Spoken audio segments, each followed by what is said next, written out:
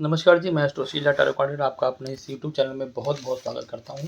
और आज astro future zone में मैं बात करूंगा हनुमान जन्मोत्सव की। हनुमान जी क्या हैं, कौन हैं और क्या क्या उनकी सिद्धियां रही हैं, उनके बारे में क्या क्या आप जान सकते हैं, क्या क्या जाना है आपने, सभी बातें बताऊंगा आपको। तो अगले थोड़ा सा ये मेरा ऑडियो लंबा हो सकता है, बने रहे, देखे, ध्यान से सुने, जाने कि क्या चीज़ें हैं हनुमान जी के बारे में जो कि आपको नहीं पता। हनुमान जी ने सुरसा की बात मानकर उनका भोजन बनना स्वीकार कर लिया। ये आपको सबको शायद मालूम है। रामायण की एक अम, कथा में एक जो हम सुनते हैं, एक बजरंगबली के बारे में, उसमें है कि कैसे सीता जी को लांघने के लिए वो गई थी समुद्र पार। तो उसमें सुरसा नाम के राक्षस को भी आप जानते होंगे, राक्षसी जी को। सुरसा ने जैसे अपना मुंह खोला, पवन पुत्र ने अपना जो उनका एक भारी भरकम एक आकार शरीर का था, उन्होंने तुरंत उसको कैसे छोटा कर लिया। और ये इसको सुरसा ने देखकर जैसे उनका आकार बड़ा था बजरंगबली का, तो वैसे ही सुरसा का भी मुंह, सुरसा तो खैर राक्षस थी, बहुत बड़ा उनका भी आकार था। तो सुरसा ने जैसे ही देखा कि उन्होंने मुंह अपना आकार बहुत बड़ा कर लिया, तो तुरंत उसी टाइम स्वयं बजरंगबली ने भी अपना आकार बहुत ही बड़ा कर लिया था। जब हनुमान ने देखा कि सुरसा ने मुंह का आकार बड़ा और भी बड़ा कर लिया, तो वे अपने तब तुरंत हनुमान जी ने अपने छोटा आकार करके मुंह के अंदर गए और वापस तुरंत ही बाहर आ गए। हनुमान जी के इस बुद्धि कौशल से बहुत प्रसन्न हो गई थी सुरसा। आप शायद जानते होंगे, जो नए हैं, जो नहीं जानते हैं ज़्यादा बजरंगबली के बारे में, तो उनके लिए ये वीडियो बहुत ही अच्छा रहेगा। वो जान पाए बजरंगबली की शक्तियों को। और सुरसा ने देखा कि वो पहले बड़े थे, फिर वो उससे बड़ी हो गई उनका मुंह, फिर उन्होंने अपना आकार छोटा करके अंदर मुंह से घूम के वापस आ गए। तो इसलिए सुरसा बहुत प्रसन्न हो गई और उन्होंने उनको आशीर्वाद दे दिया कि पुत्र, तुम अपने कार्य में सफल हो। हनुमान ने अपने शरीर को पहले विशालकाय और फिर एक छोटे रूप में महिमा तथा लघिमा सिद्धि के बल पर किया था। रुद्र के 11वें अवतार संकट मोचन हनुमान अष्ट सिद्धि और नवनिधि के दाता है। हनुमान अणिमा, लघिमा, गरिमा, प्राप्ति, प्रकाम्य, महिमा और ईशित्व और वशित्व, इन 8 सिद्धियों के स्वामी हैं। इसलिए उनको अष्ट सिद्धि के नाम से जाना भी जाता है। राम जब लक्ष्मण के साथ सीता जी को वन में खोज रहे थे, तो ब्राह्मण के वेश में हनुमान जी आए थे। अपनी वाणी और ज्ञान से राम को प्रभावित किया। यह वशीकरण वशित्व सिद्धि कहलाई, क्योंकि अनजान इस घने जंगल में किसी को अपने वश में अपनी बातों में प्रभावित करना एक उस समय बहुत बड़ी बात होती थी। अगर आज भी अगर आप अनजान व्यक्ति से बात करते हैं, तो अपनी बातों को उनसे मनवाना या उनके बारे में जानना, ये भी एक बहुत बड़ी कला होती है। माता सीता को खोजने के क्रम में जब पवन पुत्र सागर को पार करने के लिए विराट रूप धारण किए, तो उनका यह जो कार्य था, ये महिमा सिद्धि के रूप में कराया।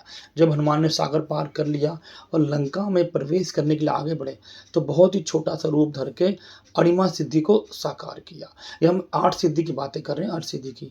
माता सीता को खोजते खोजते जब बजरंगबली अशोक वाटिका पहुंचे, तो उन्होंने लघु रूप बनने में लघिमा सिद्धि का काम आई थी।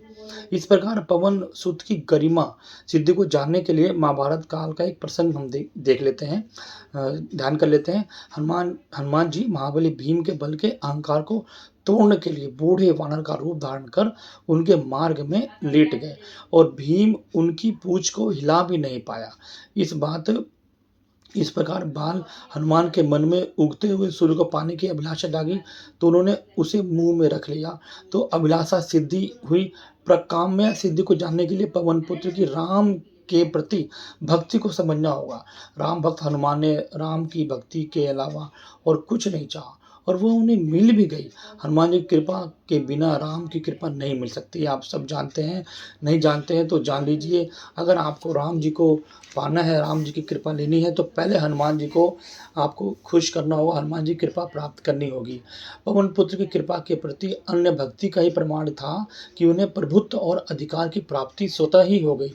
इसे ही ईश्वरत्व सिद्धि कहते हैं कि उन्हें ज़्यादा मतलब ईश्वर की शक्ति, मतलब उनको सेवा करने की शक्ति प्राप्त करने के लिए, सेवा करने के लिए किसी की उनको बहुत ज़्यादा मेहनत नहीं करनी पड़ी, उन्होंने स्वतः ही इस चीज़ को प्राप्त कर लिया। और नवरत्नों को ही नवनिधि कहा गया है। ये पद्म, महापद्म, शंख, मकर, कच्छप, मुकुंद, कुंद, नील और खर्व है। ये नवसिद्धि जो है अभी मैंने बताई थी, ये उनके नवसिद्धि के नाम है। सांसारिक जगत के लिए ये निधियाँ भले ही बहुत महत्व रखती हो, लेकिन भक्त हनुमान के लिए तो केवल राम नाम की मणि सबसे ज़्यादा मूल्यवान है। इसे इस प्रसंग से समझा जा सकता है कि रावण वध के पश्चात एक दिन श्री राम सीता जी के साथ दरबार में बैठे थे। उन्होंने सभी को कुछ न कुछ उपहार दिया। श्री राम ने हनुमान को भी उपहार स्वरूप मूल्यवान मोतियों की माला भेंट की। पवन पुत्र उस माला से मोती निकालकर दांतों से तोड़कर देखने लगे। हनुमान के इस कार्य को देखकर भगवान राम ने हनुमान से पूछा, हे पवन पुत्र, आप इन मोतियों में क्यों तोड़ रहे हो, क्या ढूंढ रहे हो इसके अंदर, और इतनी अच्छी माला को आपने क्यों तोड़ दिया। तो पवन पुत्र ने बोला, आप इन मोतियों में क्या ढूंढ रहे हो। जब राम जी ने पूछा तो पवन पुत्र ने कहा, प्रभु मैं आपको और माता को इन मोतियों में ढूंढ रहा हूँ, लेकिन इसमें आप कहीं नहीं दिखाई दे रहे, और जिस वस्तु में आप नहीं है वो मेरे लिए व्यर्थ है। यह देखकर एक दरबारी ने कहा, पवन पुत्र, क्या आपको लगता है कि आपके शरीर में भी भगवान है? अगर ऐसा है तो हमें दिखाइए, नहीं तो आपका यह शरीर भी व्यर्थ है।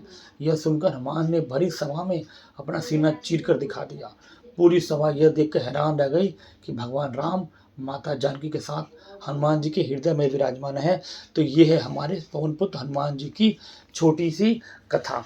कैसे लगी जरूर बताइएगा मुझे। सब्सक्राइब कीजिए, शेयर कीजिए, एंड सब अच्छा लगे तो लोग जरूर बताइए, शेयर कीजिएगा। एंड नमस्कार, धन्यवाद, जय हिंद, जय भारत।